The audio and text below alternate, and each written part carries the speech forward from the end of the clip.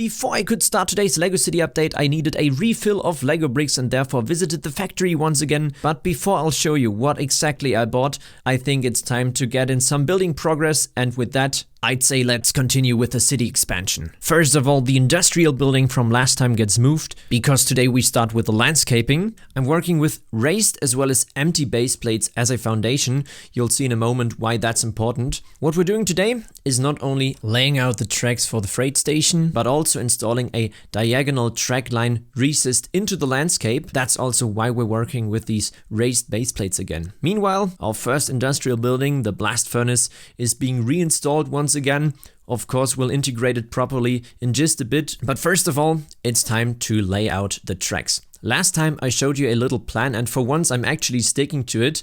The result will be a 2 or 3 track goods yard running alongside the harbor with another branch line. That branch line is then this diagonal section I was talking about. I'm laying out right now. Think of it like a sort of tram line built directly into the street, which of course means this section I just prepared has to be torn out again. Honestly, at this point I'm so fast at building these base plates that it's quicker to prepare them, rip them out again and redo if needed. And that's what I'm doing right now. Not just these 16 by 16 stud plates have to go, but also the entire raised under construction has to be removed as well, so the tracks can then properly be integrated into the surface. And here's how that works.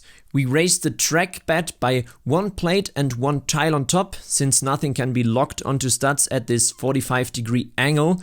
This way the structure is stable and uses only legal building techniques actually, nothing jammed or forced in this case. And then to close the gaps, the tracks are widened to 12 studs in total. That then allows me to use cut plates along the edges, and surprisingly it all fits together unusually smooth for my builds, so I'm quite satisfied with that. Once I measured the width, I could now add cut plates all the way down the 45-degree line.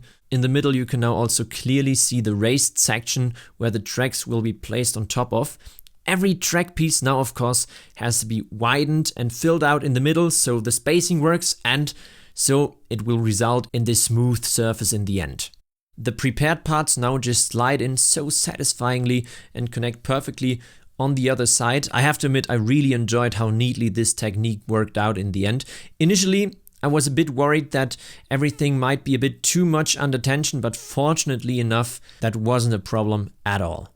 At this point the diagonal track is in place structurally, but there are still gaps, and luckily we've not just got cut plates but also cut tiles, and adding those along the edges fills up the small spaces and really creates this smooth surface with the integrated train tracks I was aiming for. I also finally fixed the position of the blast furnace from last time, along with the casting hall. That nicely fits with the pipes I'm laying out now. You'll see that in just a second. In the meantime, I've also been doing lots of paving. In certain spots I decided to work with little cracks where plants come through, though this wasn't enough when it comes to the vegetation, so I decided to add larger areas of green. However, the problem was the color contrast.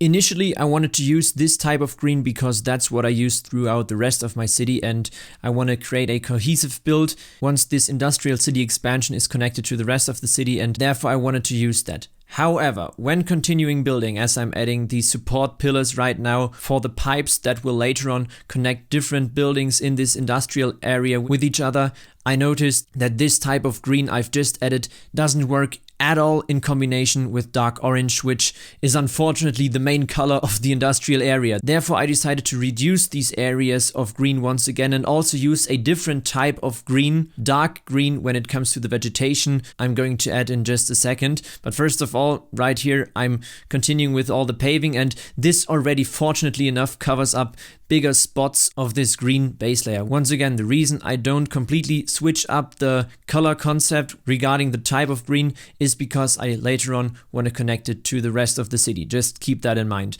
This is what I then ended up with as a foundation for these greener areas, and already I was much more satisfied with how it worked out.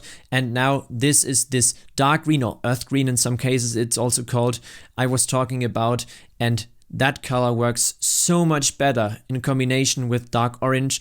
I don't know what it is, but sometimes you just have to play with the colors, and in the end these problems get solved by themselves. Next up, I was finally able to install these pipes. Unfortunately, they have studs on top. I've now covered them using ingots and then also clips because I wanted to add a second layer of much smaller tubes, in this case in light bluish gray. I'm simply using bars for this purpose, and immediately it doesn't only get rid of the studs, which was initially the reason why I added these bars on top, but it also looks better and sort of highlights the tubes a bit. In real life, these tubes of course also exist, and they go through the landscape for miles upon miles and just seem to disappear somewhere behind the horizon, and therefore also in my case I need so many more of these tube pieces, especially the straight ones. And as you already saw in the intro, I recently visited the Lego factory and guess what I found? I don't know what it is, but for some reason they had this specific niche Lego piece in store and I literally emptied the whole lot. I didn't even care. The amount of money that saved me is unreal because the first supply I bought on Bricklink, and this already cost me about 300 euros, I think. In this case, since I only had to pay for the weight of the bricks, it was so much cheaper. I was really lucky there. And I'd say for the rest of the pieces, especially the newer ones, not focusing on the refill, I'll show you what I bought. And since all the parts I bought in the Lego factory store would be way too many to show you on one table, I'd say I'll do it in 3 different sections. First of all, starting with the parts I bought for the Lego City, for the industrial area, then for the Rome project, and then for another side project with a sort of winter theme towards the end of the video. But now I'd say let's start with the parts for the industrial area and the city expansion, and most importantly, of course, these beautiful dark orange tube pieces. I literally emptied the entire box of these straight tube pieces, otherwise some Bricklink reseller would have done it afterwards, so at least they are now used for building and not for reselling, I guess. Then also these beautiful pieces right here. I used them for the silo in the Lego City, if you can remember. For the industrial area, most likely a piece that will be quite useful. And then the last piece I wanted to highlight is this thing right here. This was in fact reduced, that's the reason why I bought it, and I thought it might work well as some sort of scaffolding, also of course for the city expansion, and a ton of other pieces, but I won't go into further detail. I'd say let's continue with the Rome parts next. The Rome project is going to continue towards the end of the year on a much larger table, and therefore I of course mainly needed refill, but also new animals, especially this cow I haven't used so far even in the Lego City, and my favorite parts are these printed tiles. They are also incredibly valuable on Bricklink, especially this curved tile in front. And then, well, the rest is mainly refill, therefore I'll skip over that, but this is what you can expect towards the end of the year. And then another project you can expect is a little winter-themed side project we're currently planning and what these pieces are for.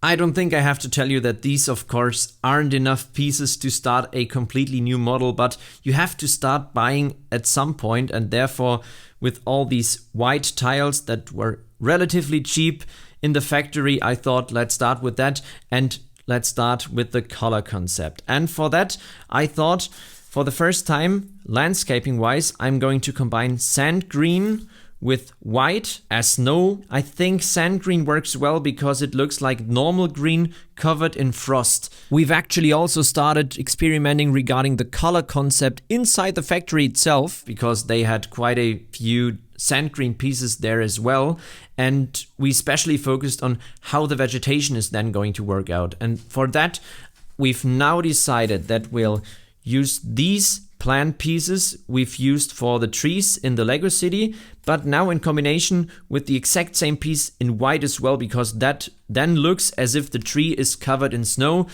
And theme-wise, we're currently thinking about making a sort of Viking theme. Therefore, we've of course also bought some of these printed tiles right here, then one for the barrel. Right here you can see the combination. So we're of course currently working out, sketching out what the model is going to look like, and then once that's all done, we have to buy the majority of the pieces used for the landscaping. But when it comes to the snow we're going to add to the model, we at least got that done in the factory because that's so much cheaper than buying tiles on Bricklink, for example.